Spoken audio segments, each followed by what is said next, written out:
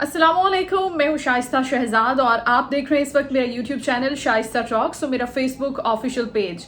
उम्मीद है कि तमाम देखने वाले सुनने वाले खैर आफियत से होंगे। चैनल को सब्सक्राइब कर लीजिए अगर अभी तक आपने सब्सक्राइब नहीं किया और साथ ही साथ बेल आइकन को जरूर प्रेस कीजिएगा। आज के व्लॉग में आपके साथ 3 अहम खबरें लेकर हाजिर हूँ आपकी खिदमत में। एक खबर तो खान साहब के हवाले से एटीसी लाहौर में आज जो तहरीरी तौर पर फैसला जारी किया गया है कि खान साहब ने पॉलीग्राफ और इसके साथ साथ फोटोग्रामेटिक टेस्ट से जो इनकार किया था उस पर अदालत ने आज फैसला दिया है। खान साहब के इनकार पर अब हुकूमत क्या करने जा रही है ये खबर शामिल होगी और साथ ही साथ जो बजट पेश किया गया है उसके ऊपर हमने देखा कि पाकिस्तान पीपल्स पार्टी वैसे तो बड़ी तनकीद कर रही है, लेकिन इस तनकीद पर इस पर पाकिस्तान तहरीक इंसाफ ने अब पाकिस्तान पीपल्स पार्टी से मदद मांगी है। अब देखते हैं कि आगे क्या होता है, क्या कहे ये बताऊंगी आपको। और तीसरी खबर आपने सोशल मीडिया पर देखा होगा कि आईडीएफ की जानिब से यानी कि इजरायली डिफेंस फोर्सेस की जानिब से सोशल मीडिया ट्विटर पर एक इमेज शो किया गया था, एक ग्राफिक्स शो की गई थी और वहां पर उन्होंने ये बताया था कि ये ईरानी मिसाइल्स की रेंज है। इस रेंज को डिस्पिक्ट करने के लिए, दिखाने के लिए जो एक पिक्चर शेयर हुई थी उस पर काफी बैकलेश आया है। किसकी जानिब से? भारतीयों की जानिब से। ये भी आपको बताऊंगी कि हुआ क्या था, स्टोरी क्या थी पूरी। और साथ ही साथ ईरान के लिए मैसेज जो दिया था नेतन्याहू ने कि वो ईरान पूरी दुनिया के लिए खतरा बन चुका है, तो उसके ऊपर आज पाकिस्तान ने भी अपना जवाब दिया है। और साथ ही साथ ईरानी पार्लियामेंट में पाकिस्तान तशक्कुर के नारे लगे हैं, पाकिस्तान शुक्रिया अदा किया उन्होंने पाकिस्तान का। तो ये सारी स्टोरीज आज के व्लॉग में आपके सामने मैं इनको कवर करूंगी। तो सबसे पहले हम आगाज कर लेते हैं खान साहब की स्टोरी से। जी, खान साहब के हवाले से लाहौर की एटीसी में ये जो केस है इसकी समाअत थी और इस पर तहरीरी हुक्मनामा 3 सफ़ात पर मुश्तमिल अदालत ने आज जारी कर दिया है। जनाब, मसला ये था कि पॉलीग्राफ टेस्ट कराने से खान साहब इनकार कर रहे थे मुसलसल तफ्तीशी टीम को, और फोटोग्रामेटिक टेस्ट भी नहीं वो करवा रहे थे। इसके ऊपर हुआ ये कि अब अदालत ने ये फैसला दिया है। जज के जो रिमार्क्स थे, वैसे तो सलमान अकरम राजा साहब ने बड़े जबरदस्त दलाइल भी दिए, लेकिन जज ने जो रिमार्क्स दिए वो ये थे कि हमने तो खान साहब को बेगुनाह साबित करने के लिए एक मुनसिफाना सा एक उनको मौका दिया था कि वो इसके अंदर पार्टिसिपेट कर लें और वो बेगुनाह हैं तो बेगुनाही उनकी साबित हो जाएगी। लेकिन उन्होंने कहा कि इन्होंने अपनी जिद की वजह से, अपने इनकार की वजह से ये मौका भी गंवा दिया है, खुद को मासूम साबित करने का, खुद को बेगुनाह साबित करने का। और उन्होंने कहा कि फिर इस पूरी इन्वेस्टिगेशन का कोई नतीजा नहीं निकला क्योंकि खान साहब ने तफ्तीशी टीम के साथ कोई ताउन ही नहीं किया, जो कि गलत है। और उन्होंने कहा कि अगर आम मुल्जिम होता ना ये, तो उसके पास इनकार का कोई वजह नहीं होती, उसके पास कोई मार्जिन, कोई गुंजाइश नहीं होती कि वो इनकार कर सके इस फोटोग्रामेटिक टेस्ट से या पॉलीग्राफ टेस्ट से। तो ये तो खान साहब है जिन्होंने इनकार कर दिया है। और उन्होंने साथ साथ ये भी कहा है कि हम जबरदस्ती तो खान साहब से फिर टेस्ट नहीं करा सकते ना, कोई जबरदस्ती तो नहीं है कि खान साहब से टेस्ट करा ले, उनको कैसे हम जबरदस्ती मशीन के अंदर बिठा दें, ये तो मुश्किल है। ऐसी तो कोई टेक्निक ही नहीं आई अभी तक कि हम किसी मुल्जिम का जबरदस्ती जो है कोई टेस्ट कंडक्ट कर ले।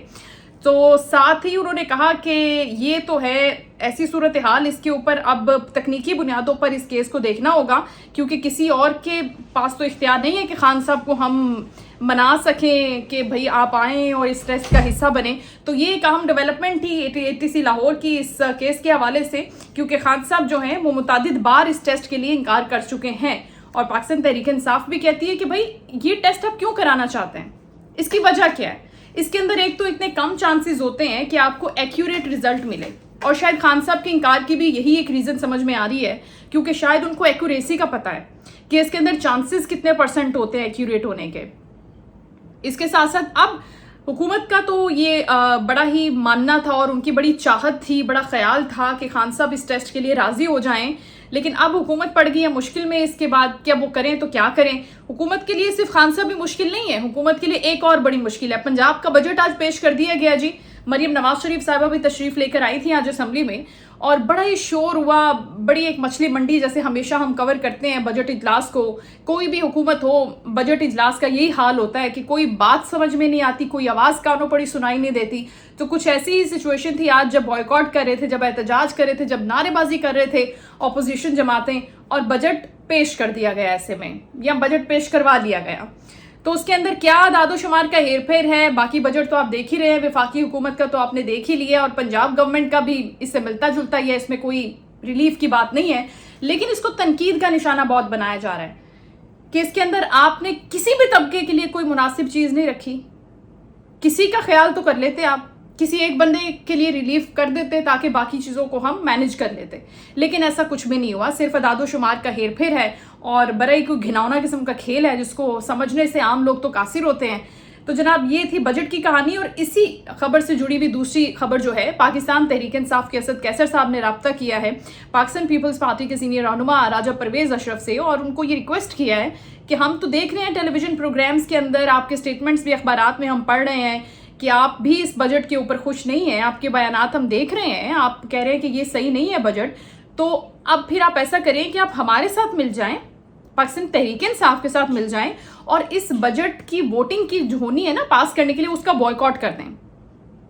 ये स्टेटमेंट पाकिस्तान तहरीक इंसाफ की जानिब से दिया गया कि पीपल्स पार्टी को एक ऑफर कराई गई कि आए आप हमारे साथ बैठे, बजट आपको भी समझ में नहीं आ रहा और आप भी इसके हक में नहीं है तो हम भी इसके हक में नहीं है, वोटिंग में हम बॉयकॉट कर देंगे, मिलके बैठते हैं, बात करते हैं। तो राजा साहब ने फिलहाल तो टाइम मांगा है असद कैसर साहब से और कहा है कि हम ये बिलावल साहब के सामने रख देंगे आपकी बात और फिर देखते हैं कि वो क्या फैसला करते हैं। हतमी फैसला उन्हीं का होगा और उनका फैसला क्या होगा ये आप और मैं तो बखूबी जानते हैं, क्योंकि जाहिर है हम भी टॉक शो में बैठते हैं और बड़े बड़े पॉलिटिशियन से हम बड़े बड़े सख्त सवाल भी करते हैं और वो किस खूबसूरती से और किस नरमी से उन सख्त सवालों के अंदर से अपना दामन ऐसे बचा के निकल जाते हैं कि जनाब क्या ही कहने। तो पाकिस्तान पीपल्स पार्टी ऐसा कभी नहीं करेगी, बहुत बड़ी इत्तेहादी जमात है और बेनिफिशरी वो हो या ना हो, लेकिन उनके पास कोई चारा इस वक्त मौजूद नहीं है कि वो इस हुकूमत के साथ ही मिलके बैठे रहें। वजारतें नहीं आए उसके अंदर कैबिनेट में, लेकिन फिर भी पाकिस्तान पीपल्स पार्टी के पास और कोई रास्ता नहीं है, वो इनसे किसी भी सूरत पर पीछे भी नहीं हटेगी। ये जो इत्तेहादी सिस्टम एक गवर्नमेंट का चल रहा है इससे हटेगी भी नहीं, वजारतें भी कैबिनेट में भी नहीं बैठना चाहती। बिलावल साहब ने ये एलानिया तौर पर कह दिया था, गो के जरदारी साहब इस हक में थे कि ली जाएं वजारतें, लेकिन उन्होंने इनकार कर दिया था। तो ये भी पार्टी के अंदर एक बड़ी दो किस्म की राय चल रही थी और हतमी तौर पर भी बिलावल साहब की बात को ही माना गया, उसी में ज़्यादा वजन समझा गया। लेकिन आप ये बात जहन में रख लें कि ऐसा कुछ नहीं होने वाला। गो के पाकिस्तान तहरीक इंसाफ ने ऑफर कराई है, लेकिन पीपल्स पार्टी इस बात में कभी भी नहीं आएगी। हमेशा वो एक ही किस्म का जुमला जो है टॉक शोज़ में भी और हर जगह पे फिट कर देते हैं, वो एक यूनिवर्सल किस्म का उनका एक लाइन हो चुका है कि हम मुल्क के वसीतर मुफाद में, जमहूरियत के वसीतर मुफाद में ऐसा कर रहे हैं कि हमें इनके साथ बैठना पड़ रहा है, यानी कि PMLN के साथ हम दिल से बैठना नहीं चाहते। तो जनाब हमारे मुंह पे हमारे और उनके मुंह पे उनके, ये वाली स्टोरी होती है जनाब पीपल्स पार्टी की। अब करें भी तो क्या करें, जाएं भी तो कहाँ जाएं, सिंध भी तो बचाना है ना जनाब, बड़ी मुश्किल है इस सूरत हाल के अंदर। तो अब कुछ बात कर लेते हैं जनाब आलमी मंजरनामे की, जहां पर हम देख रहे हैं कि इसराइल जो है वो बुरी तरह मुंह की खा के नाकामी का शिकार हो चुका है और उसको समझ आ गई है कि ईरान ने उसके साथ किया क्या है।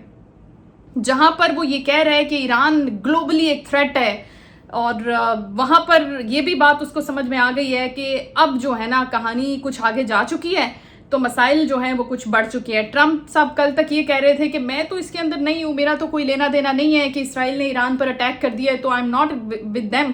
लेकिन अब वो ये कह रहे हैं कि अब ईरान को आना पड़ेगा मुज़ाकरात की मेज़ पर, इसराइल भी मुज़ाकरात की मेज़ पर जाएगा और इनको किसी ना किसी मुआहिदे पर अपनी बात रखनी पड़ेगी। अब इनके पास एक अल्टीमेट रास्ता यही है, ट्रंप साहब का ये ताज़ा बयान है। लेकिन देखते हैं, ईरान कह रहे हैं कि हम मुज़ाकरात की मेज़ पर अभी तक नहीं आएंगे जब तक हम इसराइल को जवाब नहीं दे देते अच्छे तरीके का। तो इसी पूरी सिचुएशन के अंदर जहां पर वॉर की ये पूरी सिचुएशन चल रही है, ऐसे में इंडियन मीडिया, इसराइली मीडिया, बरतानिया मीडिया, फ्रांस मीडिया एक फेक न्यूज़ का गोया एक तूफान लेकर आ जाते हैं जनाब। और ये एक फेक न्यूज़ जो आपके साथ मैं शेयर भी कर रही हूँ, ये चली थी कि पाकिस्तान ने भी ईरान के साथ ये कहा है कि अगर इसराइल ईरान पर जौहरी हथियारों का इस्तेमाल करता है तो पाकिस्तान फिर अपने जौहरी हथियारों का इस्तेमाल करेगा इसराइल को जवाब देने के लिए। तो ऐसा स्टेटमेंट जोड़ा गया था जिसके ऊपर वजारत खारजा का रद्दअमल भी आ गया। उन्होंने कहा कि जी हमने जो अपना जौहरी निज़ाम बनाया हुआ है, सिस्टम बनाया हुआ है, वो हमने अपने दिफा के लिए, अपने डिफेंस के लिए बनाया हुआ है, ना कि हम किसी दूसरे की जंग में कूद कर तो एक बिल्कुल ही इमोशनल सा अटैचमेंट दे के तो किसी और की जंग में कूद जाएं। तो उन्होंने कहा कि ये कोई मजाक नहीं है, इसहाक डार साहब भी कहते हुए नजर आए कि ये कोई मजाक नहीं है, जंग कोई मजाक नहीं है कि अगर दो मुल्कों की जंग हो रही है तो ऐसे में हम अपना एक जौहरी प्रोग्राम जो है वो उसके ऊपर लॉन्च कर दें। तो इस बात की तरदीद सख्ती से कर दी गई कि ये किसी भी प्लेटफॉर्म के ऊपर हमने नहीं कहा, ये सिर्फ इंडियन मीडिया ने अपनी एक शो शाह के लिए अपना गेन करना चाहते हैं। जो TRP की एक रेस होती है या फिर जलती चीज़ होती है उसके अंदर वो मजीद तेल डाल देता है, ये उनकी पुरानी आदत है। ये तो बुरी तरह अभी रिसेंटली एक्सपोज हुआ है ना इंडियन मीडिया। तो उसके ऊपर जनाब ये पूरी की पूरी स्टोरी थी इंडियन मीडिया के हवाले से। और दूसरी जानिब ईरानी पार्लियामेंट के अंदर वजह क्या थी जो ट्रिगर किया बेसिकली उनको ये वाली फेक न्यूज़ फैलाने के लिए, वो ये थी कि ईरानी पार्लियामेंट के अंदर पाकिस्तान तशक्कुर के नारे लग गए। जो पार्लियामेंटेरियंस थे, जो रुकने असेंबली थे, उन्होंने पाकिस्तान तशक्कुर के नारे लगा दिए। पाकिस्तान ने अपनी सॉलिडारिटी दिखाई, जाहिर है बरादर इस्लामी मुल्क होने के हवाले से स्टेटमेंट दिए कि भाई प्राइम मिनिस्टर साहब ने भी दिया कि इसराइल गलत कर रहा है ईरान के साथ, उसको ये अटैक्स नहीं करने चाहिए। तो ऐसे में अपनी सॉलिडारिटी जो कि हमने ईरान के साथ शो की, तो उसको बेस बनाकर अब वो ये कह रहा है कि पाकिस्तान कह रहा है कि हम अपने जौहरी हथियारों का इस्तेमाल इसराइल पर कर देंगे, जो कि बिल्कुल फेक न्यूज़ थी। उससे इनकार हमने कर दिया, उसकी तरदीद जारी कर दी गई है। और इसके साथ साथ लास्टली जो अहम खबर आपके साथ शेयर करनी थी वो IDF के हवाले से। इसराइल डिफेंस फोर्स ने अपने समझे कि अपने ही गले में एक मुसीबत डाल ली। उन्होंने रिसेंटली एक एक्सपोस्ट में लिखा कि ईरान सिर्फ इसराइल के लिए नहीं बल्कि पूरे खित्ते के लिए खतरा है, और साथ ही ग्राफिक शो किया, जिस ग्राफिक के अंदर मैं भी शेयर कर देती हूँ साथ में। ग्राफिक के अंदर एक मैप शो हुआ है और इस मैप के अंदर उन्होंने मिसाइल रेंज बताई है ईरान की कि ये देखें ये 300 किलोमीटर है, ये 500 किलोमीटर है, ये 800, ये 1300, और उसके अंदर मुख्तलिफ ममालिक की रेंज आ गई। और ये जब दिखाया गया तो इसके अंदर जनाब हुआ क्या, जहां पर भारतीयों की जली और भारतीय तिलमिला गए, गुस्से में पागल हो गए, और फिर बाद में IDF को इसके ऊपर माजरत करना पड़ी और अपनी एक्सप्लेनेशन देना पड़ी। जनाब बात यहां तक पहुंच गई। तो बात ये थी कि हुआ ये कि इस नक्शे के अंदर जहां पर पाकिस्तान का मैप, इंडिया का मैप, अफगानिस्तान, चाइना पूरा वो दिखा रहा है खित्ता, उसके अंदर मकबूजा जम्मू कश्मीर को पाकिस्तान का पार्ट दिखा दिया गया। मकबूजा जम्मू कश्मीर को पाकिस्तान के मैप के अंदर दिखाया गया, उसकी रेंज में। मैं आपके साथ शो कर रही हूं यहाँ पर। तो इस बात के ऊपर भारतीयों को इतना गुस्सा आ गया कि उन्होंने कहा कि हम तो भैया आपको अपना दोस्त समझते रहे इसराइल को, और हम तो आपकी सपोर्ट में ये करते रहे, वो करते रहे, हमने तो कम चुप के रख दिया सोशल मीडिया पर। मुसलमानों की, पाकिस्तानियों की, ईरानियंस की हमने बजा के रख दिया आपकी सपोर्ट में, और आपने आखिर में हमारे साथ आके किया ये क्या किया। तो ये भी किसी साहब ने लिखा और कहा कि फौरी तौर पर आप इसको डिलीट करें और अपडेट करें इस नक्शे को। और एक साहब ने लिखा कि आपकी हिम्मत कैसे हुई, हाउ डेयर यू, भारत के नक्शे को आपने टेम्पर कर दिया। मतलब इतना शदीद बैकलैश आया इस पोस्ट के ऊपर। ग्लोबल थ्रेट बेसिकली ये बन गया इंडियंस के लिए, मसला उनके लिए बन गया, बनाना किसी और के लिए था, टारगेट कोई और हो गया। तो जनाब इस पर IDF ने फौरी तौर पर माजरत की और कहा कि जनाब ये हमसे गलती हुई है और हम इस पोस्ट को डिलीट कर रहे हैं। फौरी तौर पर जो इतनी सख्ती से आड़े हाथों लिया ना भारतीयों ने IDF को, तो उन्होंने कहा जी हम आपके दोस्त हैं, आप हमें दोस्त ही रहने दें, आप ये हमारे लिए क्या कर रहे हैं जनाब, हमारा है मकबूजा जम्मू कश्मीर, वो अलग बात है कि हमने उसके ऊपर कितने जुल्म ढाए हैं और कितना जबर हम कर रहे हैं और क्या क्या बगैरतियाँ वहाँ पे मोदी सरकार कर रही है, वो एक बिल्कुल अलग मैटर है, उसके ऊपर हम बात नहीं करेंगे। लेकिन आपने हिम्मत कैसे की कि ये आपने पाकिस्तान के अंदर शो कर दिया। तो ये जनाब ये सारी की सारी सोशल मीडिया का हवाल था और अहम खबरें थी जो आपके साथ शेयर की। इस हवाले से आप अपनी राय का इजहार ज़रूर कीजिएगा, इंतज़ार रहता है आपके फीडबैक का। और इसके साथ साथ मेरे चैनल को सब्सक्राइब कीजिएगा, वीडियो पसंद आए तो लाइक एंड शेयर ज़रूर कीजिएगा। अल्लाह हाफिज़।